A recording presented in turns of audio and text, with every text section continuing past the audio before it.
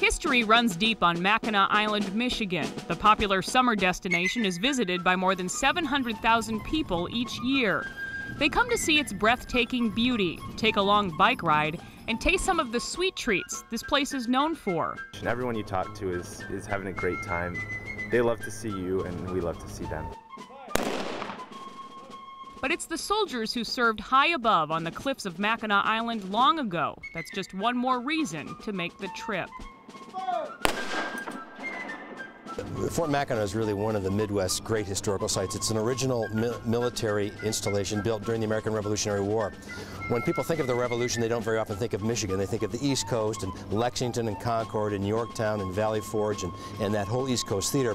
But Fort Mackinac was built during and because of the American Revolution. 2 centuries ago, it wasn't picturesque views that were a priority to the soldiers who built Fort Mackinac in 1780.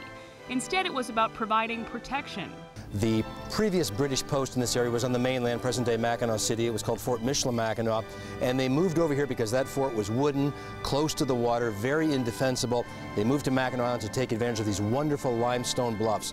By building the fort up on the bluff, it gave them great natural protection against what they feared would be an American attack during the Revolutionary War. Stretching 6 acres, Fort Mackinac served as a home for hundreds of soldiers until 1895. Today, the 13 original buildings are all on display on the grounds of what's since become Michigan's very first state park. We're walking in front of a building that is very significant in state history. Yes, this is the Officers' Stone Quarters. It is Michigan's oldest building. It was built during the American Revolution, and because of the American Revolution, when the British moved their fort from the mainland to the island to get a more defensible location, it was and always served as a quarters for officers. And when they built it, it was also built in a very defensive manner because it was during wartime.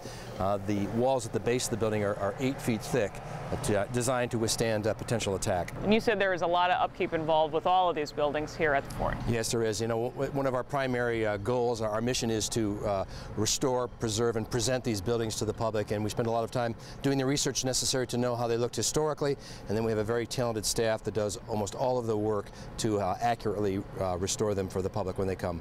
Phil Porter is director of Mackinac Historic Parks and author of A Desirable Station detailing soldier life at Fort Mackinac. The British took the fort back during the War of 1812. Americans had no choice but to surrender when troops moved in from behind. Now you can see we are well built to defend out against that way, so against ships. And the British knew that, but they also knew that the fort was not well designed to defend against that way. Americans took control of the fort again 2 years later. For decades, soldiers stayed to protect the island's fur business. We're in the post guardhouse right now. The guardhouse was built in 1828. It had 2 purposes. One was to serve as a headquarters for the 24-hour guard that were on duty every day at Fort Mackinac. They rotated in and out of here. That's why they had this long bunk. When they weren't out marching sentry beats, they would rest in here. The second purpose was to, as a place of incarceration for soldiers who were arrested. Soldiers having too much to drink and getting into fights seemed to be the most common crime. But in the early years, punishment was severe. Sometimes soldiers were forced to spend days inside the black hole. Unfortunately, when they started drinking, they didn't behave as soldiers should. Eventually, they built a real jail with a window and a view far from punishment. Everything you see in here in terms of the furnishings is original, including the graffiti that we found inside the cell where soldiers who were imprisoned in there actually carved their names in. We did some research, found out who the initials belonged to and why they were in that particular cell. With no more wars to fight, soldiers had plenty of downtime. The pool room helped to pass the time. They had a billiard room, they had a reading room, and here in the middle they had a little restaurant and bar. Soldiers could buy sandwiches here, but they could also get beer on tap, which was Schlitz of Milwaukee that they could buy for 5 cents a glass. Beer was so popular, when they tried to serve coffee to soldiers, the restaurant eventually took it off the menu since no one was buying.